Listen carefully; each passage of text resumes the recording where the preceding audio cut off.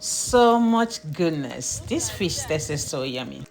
And who is this village girl that thinks she could wear a cute dress to cook? I can only imagine dressing like this to cook for 30 minutes. Anyways, back to what I was saying. You see this fish here? It tasted so good. The spicing was so on point. Some people can really cook. If you meet a woman who knows how to cook, just go ahead to bless her mom. In the African settings, a woman cooks for the whole family. I wouldn't say this is an African tradition. Or what do you guys think about that? Men, do you all feel more comfortable when a woman cooks? Or do you think you can do better?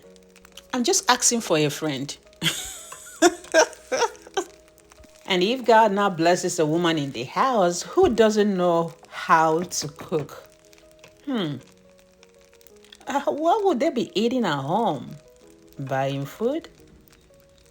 Or she will go to the restaurant, order the food, and bring it back home before the husband comes back.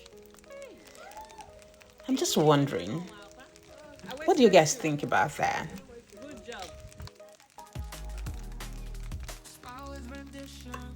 No matter condition, be happy, go on in every season. Always rendition, no matter condition, be happy, go on in every season. Come see, you're helping out, right? Yeah, What are you doing? I'm covering the fish with flour to deep fry it and then eat it. Oh yeah. What did they mix with the flour? They mix it with something to give it a good taste. Pepper. Pepper. Only pepper? Pepper and what? Spices. Huh? Spices. Pepper and spices. Are you gonna fry it or? Yeah, we're gonna fry it after we cover it in flour. Oh, okay.